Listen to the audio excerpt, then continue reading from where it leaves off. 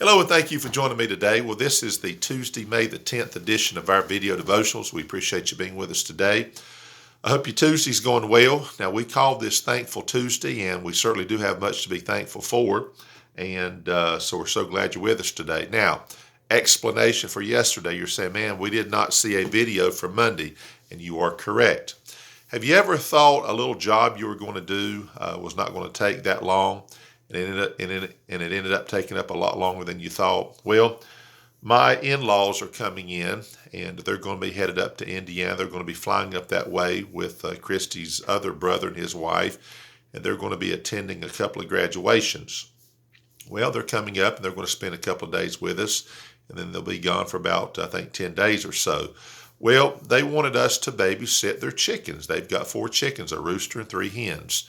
And I've got this little chicken coop, but the outside part of it that is fenced in does not have a covering. And if you raise chickens, then you're going to know that there are these hawks that will pick them off one by one. So I decided that I was going to put a covering over it with chicken wire and cover this.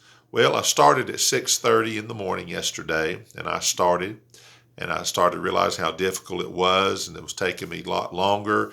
6:30, I thought, well, I'm going to be done here maybe by, we'll say 10, 11, 12, 1. Ended up being 4 o'clock. And then I had some other things I needed to do, and the day was just gone. So that's the explanation, as poor as it might be. But guess what? I did finish it. The chickens are going to be safe, and they are in their little chicken coop and enjoying their time. But that's the explanation. I did not plan for it to be like that way, but it just happened that way. Well, you didn't tune in to hear some kind of drama. I understand that you tuned in to hear a devotion. So we're going to be in 2 Chronicles 7, verses 12 through 14. We're going to be looking at the infamous 2 Chronicles 7:14. If it's ever been appropriate and the time that we need to hear it certainly is now. And I thought we'd take the time to look at it today. So, again, thank you for all who watch the videos. We appreciate you very much, and we continue to hope that the Lord will give us the chance to keep doing this as you listen and as I give these, okay? All right, so 2 Chronicles 7:12 says this, "The Lord appeared to Solomon by night and said unto him, I have heard thy prayer and have chosen this place to myself for an house of sacrifice. If I shut up heaven, that there be no rain, or if I command the locusts to devour the land, or if I send pestilence among my people, if my people, which are called by my name, shall humble themselves and pray, and seek my face, and turn from their wicked ways, then will I hear from heaven, and will forgive their sin, and will heal their land." So a couple of things here.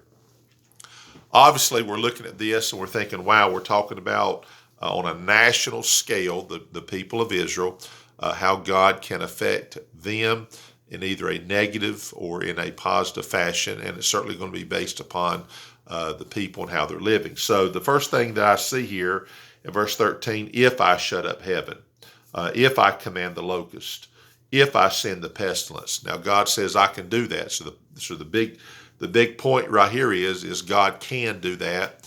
God has done that. And we have to ask ourselves, as a nation like America, we're at the mercy of God. And God says, if I do that, I can do that. But he also says, I can also reverse that. Verse 14 is talking about God's people. Now, you've heard this preached, you've heard it explained. But the simple truth is, as we live in this day and age, and we look at all that's going around us, we see some poor decisions. We see some poor leadership on various levels. There's no doubt about it. And by that, we're not just talking about mistakes in judgment. We're talking about people who do things and make decisions based on a godless philosophy, no doubt, and even flaunt that. We've got a lot of things going on in this country that you just thought would never be in this position, but we are. But when I look at the verse 14 here, if my people, we're talking about God's people. Talk about the people who know God. Now, America is made up of people that know God and people that don't know God. And a lot of times we as God's people, we look and we say to these people, and even in a fair judgment, I suppose, these people need to change and this needs to be done, and look at the poor decisions they're making and look at the way they're living. Well, I look at this right here, and have to honestly say, you know what it says, my people, the people that are called by my name, the name of God, the name of the Lord Jesus Christ, if they will humble themselves. Now, we want other people to humble themselves, but you know what? We need to humble ourselves. We need to pray. We need to seek God's face. That's what we need to do. And when we're not doing that as God's people, then God says, then you can understand where the judgment can come on the country because of God's people not doing what they need to do, the humbling, the praying, the seeking. How about turn from their wicked ways? Is there such a thing as God's people doing wickedness? Yeah, there is.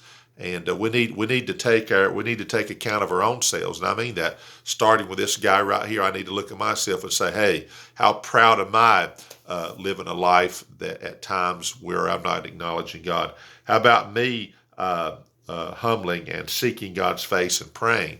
Now you say, "Well, we do these things, and God's people are doing these things." I understand that, but also understand there's times we fail to do that, and then this turning from our wicked ways. So the result will be then God says if we'll do that, then he says, I will hear from heaven and we'll forgive their sin and we'll heal their land. Our country certainly needs to be healed. And let's just make sure that we're in a position to do what we need to do. Is there such thing where God's people can do right and we're at the mercy of wicked people? Of course there is. I believe that, certainly. And there's a degree of that going on. However, let's just make sure that we can do what we need to be doing. And let's certainly pray for this country. Pray for the leadership to do right. Pray for the leadership to be saved, to become children of God. Wouldn't that make such a tremendous difference on all levels? Levels all the way from from what we would think is a minor position. There's no minor positions if you're a leader of any kind. If you're a mom, you're a dad. You lead a Sunday school class. You lead a company. You certainly lead a church like a pastor. Then let's just do right because our country needs God's hand upon it, and we want the good hand of God upon it. And let's just think about that today. Pray and individually look at ourselves and just take inventory and say, is there anything that I myself can be doing differently? And let's look at that as we should, okay? All right, hope you have a great day. We'll see you tomorrow on Winning Wednesday, and I pray you have a great day. So stay safe, hope you're healthy, and we'll see you tomorrow.